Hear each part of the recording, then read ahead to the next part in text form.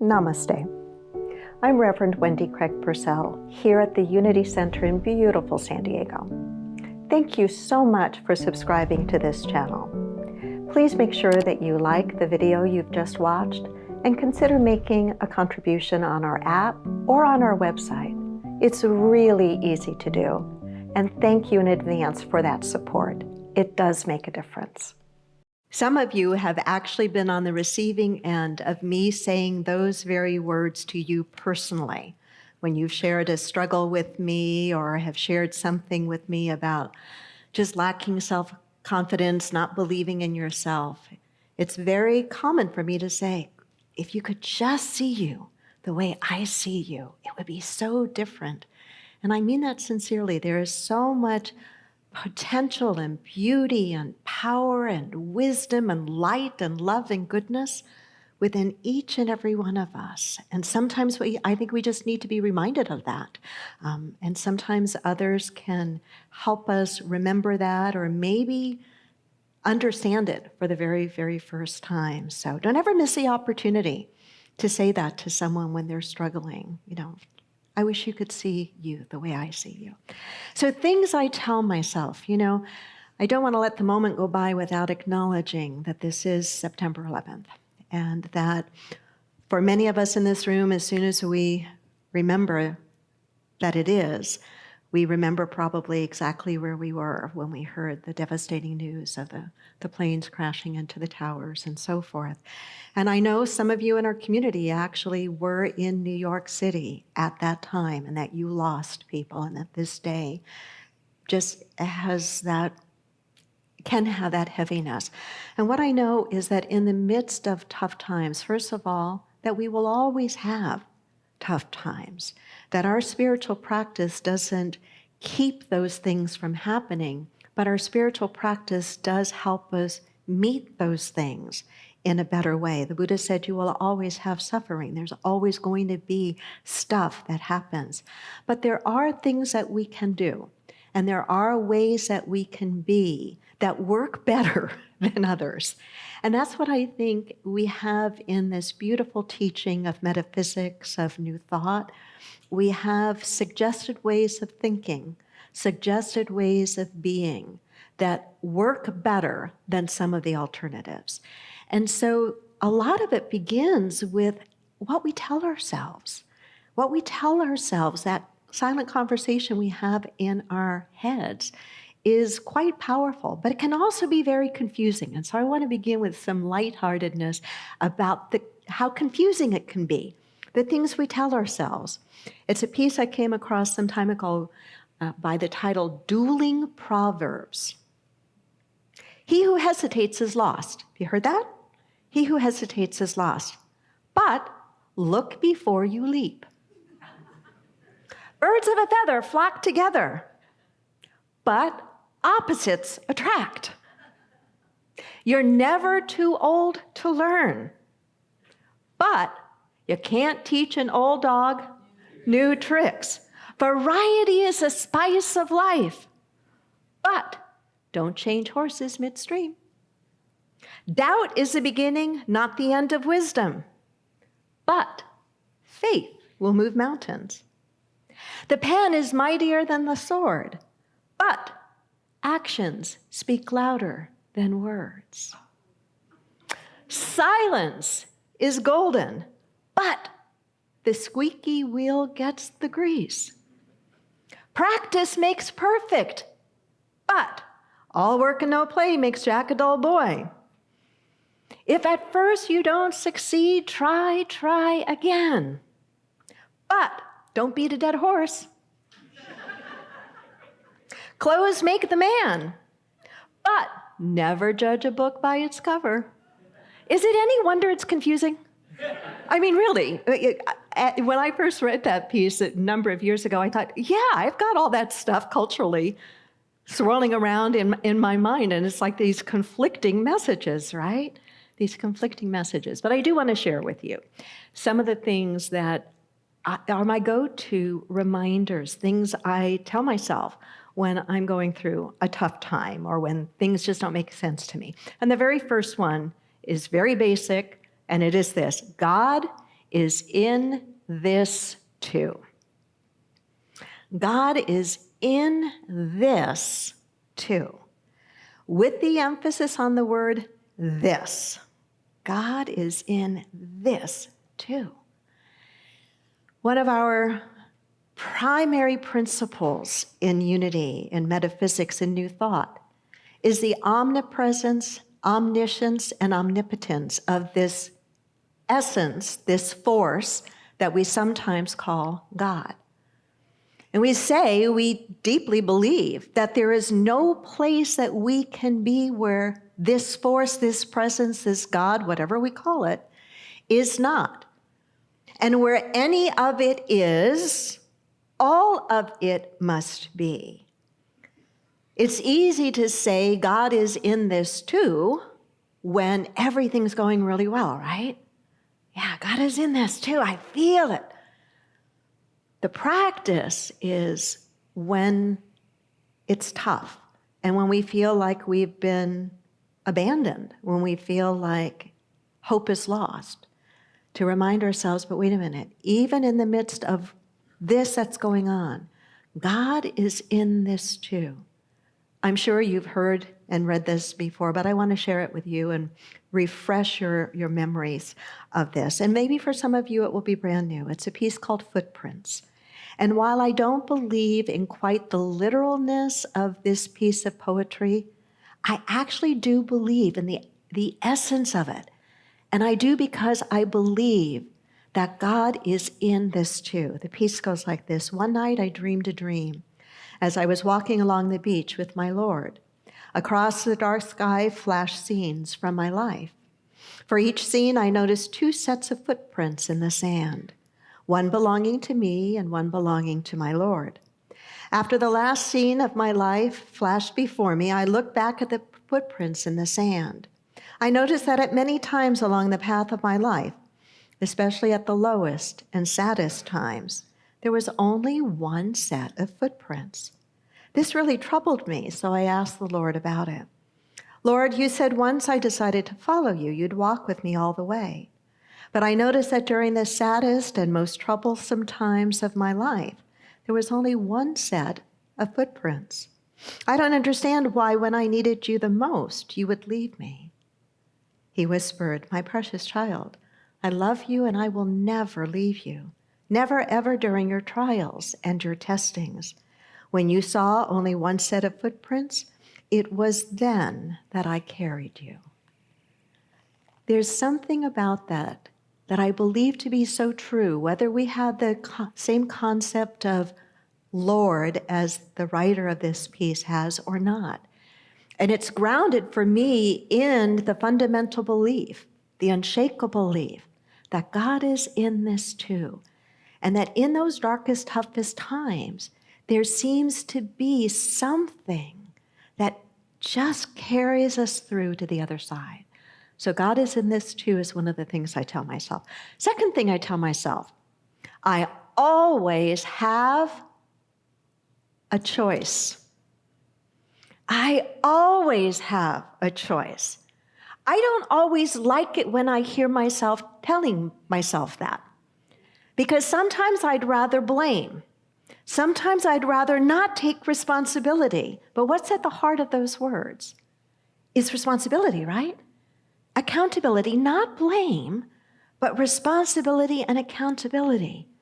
No matter what, I always have a choice between stimulus and response. Is a moment of choice. Stimulus and response are not simultaneous, even though they seem to happen really, really close together, like a knee-jerk reaction, right?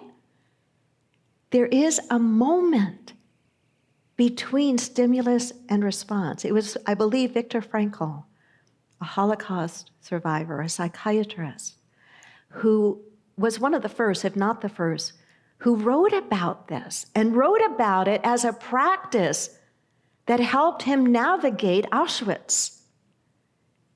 Between stimulus and response, there's a moment of choice. I always have a choice. I may not always exercise it wisely, but I always have a choice. So when I feel stuck, when I don't like what's happened, when I wonder what's going on inside of me, to remind myself, I always have a choice. I can make a different choice in this moment. Third thing I remind myself of, if it's to be, it's up to me. If it's to be, it's up to me. Say that with me. If it's to be, it's up to me.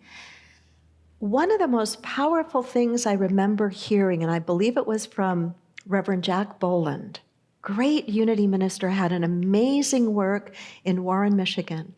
I believe it was he who first said, decision-making is not the same thing as action. And I think he described a card that he was given. And the card on the front had a picture of 3 frogs sitting on rocks. And the caption was, 2 of them decided to jump off. How many are left sitting on the rock? And you open up the card and you know what the answer is? 3. And the subscript is, a decision to do something is not the same thing as doing it. That was my reaction too. It's like, well, no, I know that's really very basic math. I remember that. I can do that in my head, right? And I remember him saying, the core of what he said, decision making is not the same thing as taking action. If it's to be, it's up to me. If it's to be, whatever the it is in your life, you've got to jump into it and be fully participatory in it. And a decision to do it is not the same thing as actually doing it. How many of us have made decisions at the beginning of the year that this year we're going to do fill in the blank? Have you got a blank that you filled in years past? Is it the same one you've ever had before? Yeah, probably not. And I don't say it to make us feel guilty, but to help us remember that there's a big difference between deciding that we're going to do something and actually doing it. If it's to be, it's up to me. If it's to be, it's up to me. A fourth thing I tell myself is make the decision and then solve the problem. Make the decision and then solve the problem. And I first got that when I was studying, years ago, I was studying everything I could get my hands on in growing and developing a church. And one of the people I looked to, and even our board of advisors looked to, was the work that Robert Schuller had done with his Crystal Cathedral. And I know that he made some bad choices toward the end of his career and the whole thing dissolved. But there was still wisdom in the way that he approached things, and wisdom that still lives inside of me today that I still tell myself from things I learned from him. Make the decision, then solve the problem. And I remember him telling a story when they were trying to build the Crystal Cathedral, and they were meeting with architects. And at one point, the question was, well, how much will it cost? And Schuller said, it doesn't matter what it will cost. It doesn't matter what it will cost. That's part of strategic planning. The visioning is, what is it that we want to build? Let us vision that, but let us keep the visioning separate from figuring out how it's going to happen. And I remember him speaking about the architects talking to him, and him basically saying, it doesn't matter how much it costs because we don't have any of it anyway. So whatever price you tell us, we have to raise it. That was powerful to me. And not just in the context of building a church, but really in the context of building our lives, right? Too often we get into the how before we've really gotten clear on the what. And I think it's our soul that has a sense of the what. I believe your soul knows why you're here. I believe your soul knows who and what you really are and what you have to contribute and what you have to give, the way that you can make your little part of the world better. Your soul knows that. That's the what. It's the mind that's got to figure out the how. But don't ever let figuring out the how keep you from pursuing the what. So a question that Schiller said his board was never allowed to ask when they were visioning was, how much would something cost? That they did the visioning first, and once they were clear on the vision, then they really got to work in figuring out the how. I find that so helpful and inspiring. Do you? I think it really, really is. A fifth thing I tell myself is attitude is everything. Maybe not everything, but close to everything. When I think of work relationships or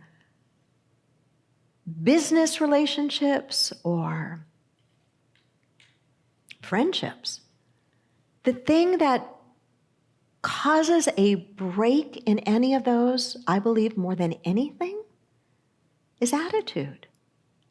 Is attitude. In a work context, I would pick attitude over skill any day of the week. I can train for skill. I can't train for attitude.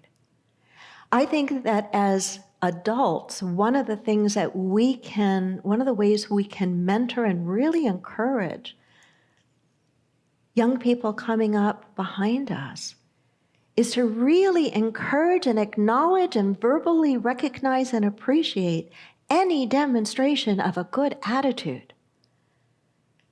That will take them so far. Yes, skill is important, and we need to, whatever it is we're going to do in our lives, we need to have the skill and the knowledge base to do it. But if we're going to be really successful in whatever the it is, our attitude is what's going to really be the determining factor. And so I try to remind myself, and I don't always do a good job of it, but I try to remind myself, whatever I'm doing, to at least do my best to bring forward a good attitude. And sometimes in the moment I remind myself to do that, it's because I've realized who just possessed Wendy. Who is this old gnarly being living inside of her right now? Where did it come from? Are you laughing with me or are you laughing at me? Maybe it doesn't matter. Maybe you can relate to it, right? Do you have certain things that bring out the worst in you? Yeah, and I say my coffee is my daily contribution to peace on the planet. I've said that for you. And humidity and heat is my practice point. Isolate myself from the family if I can.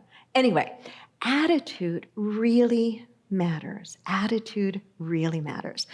I remember Bob Stevens, my Unity minister, telling this little story of a man going out to a young truck driver learning how to drive these big semi-trucks, and he was apprenticed to a very seasoned driver, and they were out for a very, very, very, very long drive. And when the day was over, the newbie commented to the seasoned truck driver, "Wow, you don't look at all tired or exhausted. This has been just an exhausting day." And the old seasoned guy looked at him and said, "Well, while you were out driving a truck, I went for a drive in the country." Attitude, right? Mindset. They were both in the same vehicle. One was doing work. The other was out for a drive in the country. Another thing I tell myself, this too shall pass. Oh, and do I say that a lot when I'm in a prayer? Yeah, okay, I say it a lot in life, but I also say it a lot in prayer calls and in counseling. This too shall pass. You know, one of the heart teachings in Buddhism, at the heart of the teachings of Buddhism, is the idea of impermanence, right? And I think that if we could really come to understand the richness of that teaching and to be with the idea of impermanence, I think we would find that we could move through all of the things in our lives much more smoothly, much more smoothly. I think we would find that as we're experiencing really difficult times, painful times, dark times, confusing times, if we can remember the impermanence of that, it will help us be able to navigate that better. That too will pass. And the same thing, and we may not like to hear this, but it's wrapped up in the same teaching of impermanence and the same concept of this too shall pass. It's also true of the good things. And not to hold the good things out of fear and trying to grasp them and never let them go. But because then we taint that good thing, that beautiful thing with our fear, right?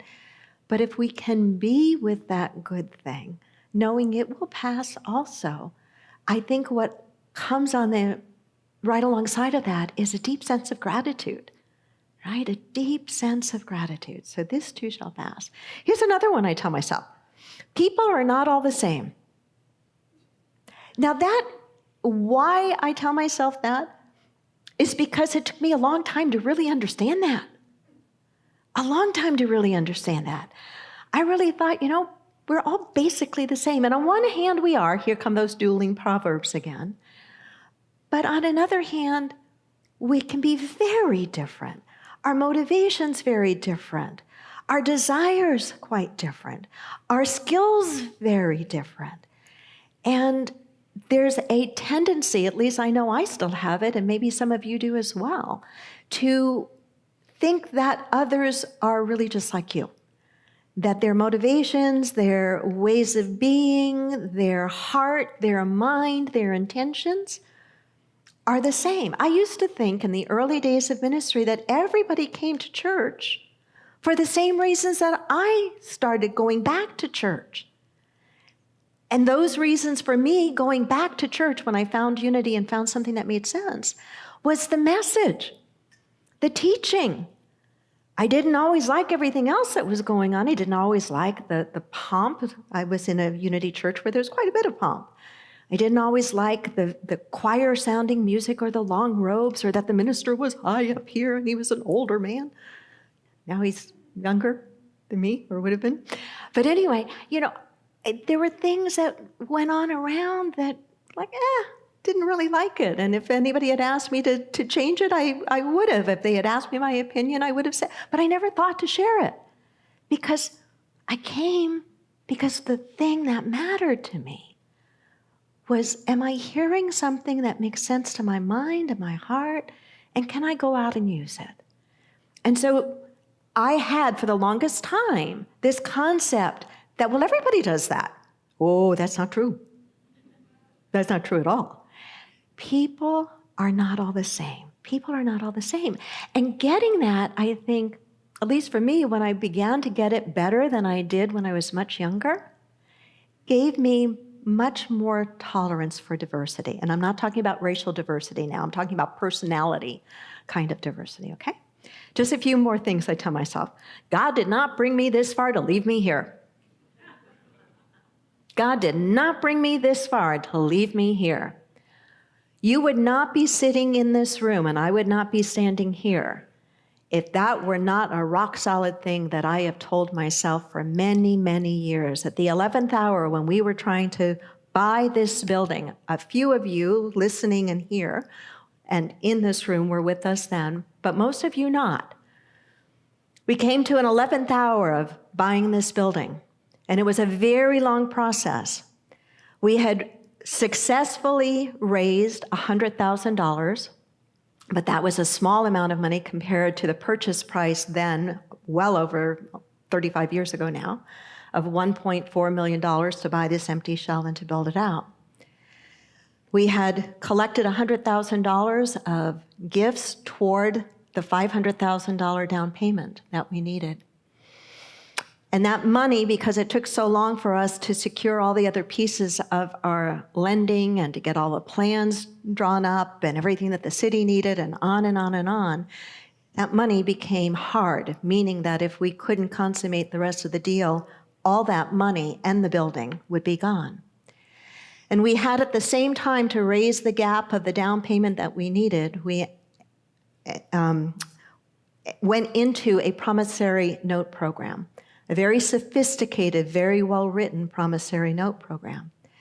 And when we went to our lender to say, here's the money that we've been given, and here's what our congregation has promised, it equals the amount that we need for the down payment, along with your loaning us the rest of the money, the lending company said, no, we're not going to allow the $100,000 of gifts because you don't have a track record of having done that with a capital campaign before. And I'll never forget our attorneys calling me after the fact and saying, we've lost the deal. This is at the 11th hour. We've lost the deal. They won't let us have the promissory notes and the $100,000 that we've raised and give us the loan. And audacity, I remember saying to them, to the attorney, well, God didn't tell me that. I don't know where those words came, but I said, well, God didn't tell me that, so go back and say to them, then if you won't accept what we've presented, tell us what you will accept. And so the attorneys went back and said to our primary lender, B.C. Ziegler, we were the first New Thought church that they ever loaned to. Very first. They went back and they said, well, what will you accept? And they told us what they would accept. And we were able to craft the rest of that document in the way that they would accept. And we are here because God did not bring us this far to leave us there. And I believe that, I believe that for you too. I believe that for you too. It's not always clear. It's not always clear until it becomes clear, quite honestly. The how and the what. But God didn't bring you this far in your life to leave you here. And the last, and I say this to myself a lot, all things are possible with God. And I always remember that the really important word there is the word with, and not the word for. It's not for God, all things are possible, but with God, all things are possible. And that means that I have a part to play, not the only part, but I have a part to play. I have to be in relationship with God by whatever name I call that presence. I have to be in relationship with that. I have to trust that. I have to lean into that. I have to pay attention to that. And when I do, then I am in partnership. And when I am in partnership, then somehow, some way, it all comes together. Maybe at the 11th hour, but it all comes together. So I've shared with you some of the things that I tell myself, and these are things I still tell myself to this day. I hope that there are at least one or two of them, or maybe a story that I've shared that really grabbed your attention, and that is something that you can use in your life, either to work through something that's big that's in front of you, or to work towards something that you're really excited about, but maybe is really requiring you to stretch. Namaste.